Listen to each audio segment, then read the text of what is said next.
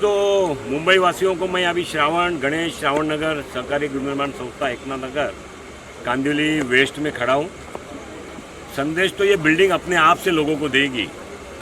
SRA में कुछ लोगों के बहकावे में आकर के या गलत नेतृत्व के साथ में जाने के कारण 15-15, 20-20 साल तक रखड़ी हुई एसआरए है।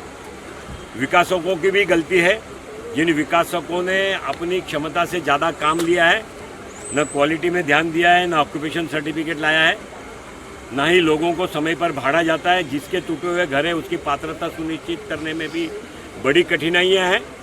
हम सभी मदद करते हैं, सभी राजकीय पक्षों के लोग इनको मदद करते हैं। उसके सामने एक ऐसा प्रोजेक्ट खड़ा करना जिसके रिहैब बिल्डिंग में लोगों को 3000 स्क्वायर फीट का एक हॉल मिलता है, एक फ्लोर पूरा पार्किंग के लिए कार पार्किंग को मिलता है, एक फ्लोर मोटरसाइकिल पार्किंग को मिलता है, एक व्यायामशाला जिम्नेशियम अपग्रेड जिम्नेशियम मिलती है, एक लोगों को बाहर से आने वाले मेहमानों के लिए एक फ्लैट रुकने के लिए मिलता है, ब्यूटी पार्लर बहनों को व्यवसाय चलाने के लिए ट्रेनिंग सेंटर के लिए मिलता है, एक हेयर कटिंग सैलून जैसी फैसिलिटी वहाँ पर उपलब्ध होती है।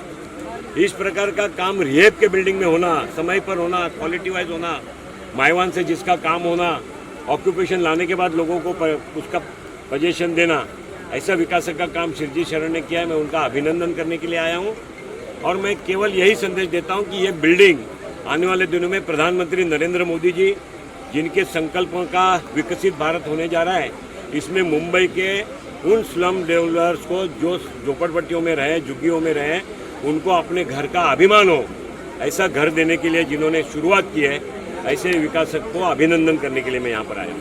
इससे तो कोई क्रांति नहीं है। एसआरए की अथॉरिटी ने ऑलरेडी ये सारी सुविधा का प्रोविज़न उन्होंने अपने डीसीआर के माध्यम से प्लान के अंदर दिया हुआ ही है।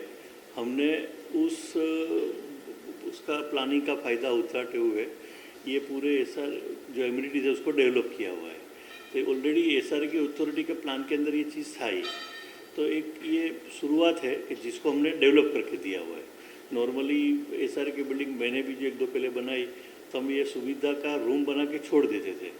तो पहली बार ऐसा हुआ है कि भाई इसको हम डेवलप करते हैं ताकि लोग एक्चुअल इसको वापर सकें। क्या क्या सुविधाएं यहाँ पे सर है एसआरए की बिल्डिंगों में, जरा उसके बारे में हमारे दर्शकों को बताइए।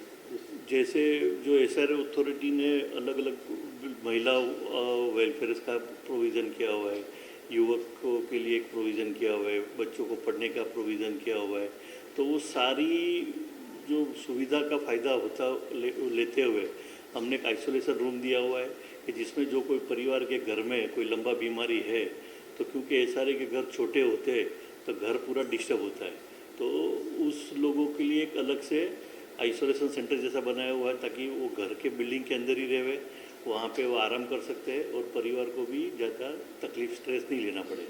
नंबर है कि आपके घर पे अगर कोई ज़्यादा गेस्ट है तो सोसाइटी के पास वो रूमें है जिसमें आप अपने गेस्ट को रख सकते हो, तो एक सोसाइटी के लिए आवक का भी साधन हो जाएगा और रहने वालों के लिए सुविधा का भी हो जाएगा। ऐसे महिलाओं के लिए ब्यूटी पार्लर का हमने पूरा प्रोविज़न किया हुआ है। हो सकता है बिल्डिंग में से ही सारे काफ़ी कस्टमर इनको मिल जाए। यहाँ की बच्चियाँ जो भी ब्यूटी पार्लर जानती है वो बिल्डिंग से भी ऑर्डर ले सकती है, प्लस अपने बाहर के कस्टमर को भी बुला सकती है।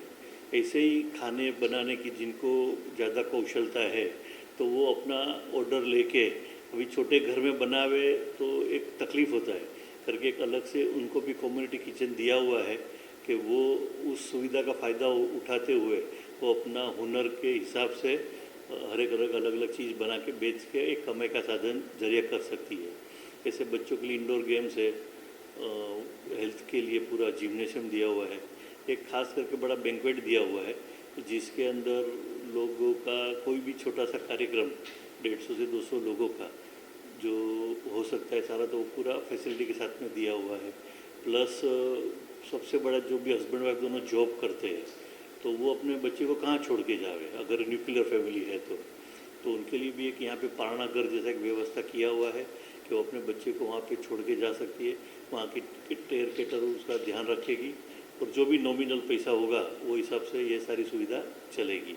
ऐसे अलग सुविधाएं काफ़ी दी हुई है।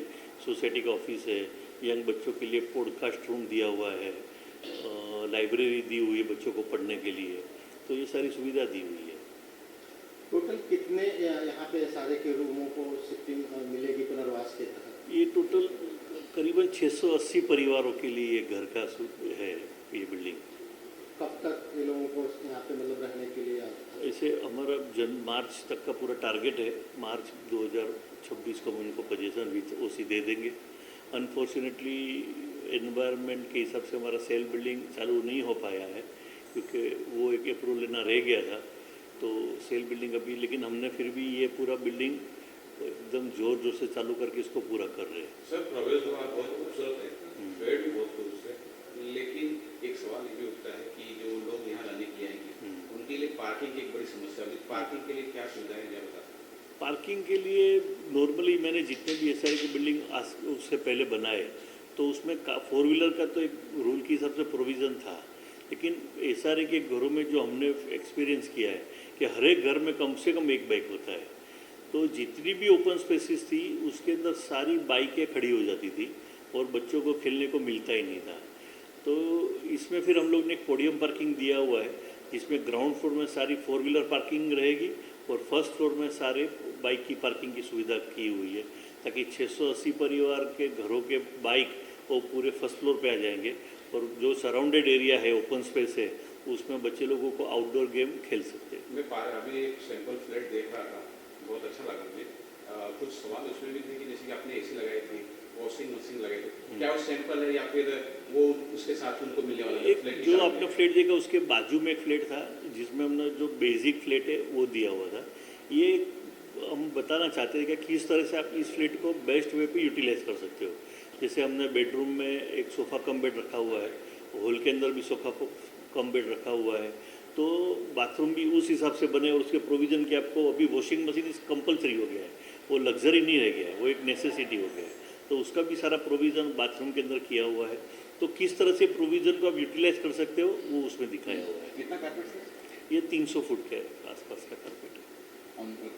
हाँ जी, जिसके अंदर एक 1 बेडरूम हॉल किचन का पूरी सुविधा हमने दी हुई है। एक फ्लोर पे कितने फ्लैट? ऐसे टोटल ये 3 विंग में बटा हुआ है। तीनों विंग का अगर मैं पकड़ता हूँ तो 23 फ्लैट पर फ्लोर है। 3 विंग पकड़ेंगे तो। Okay, thank you.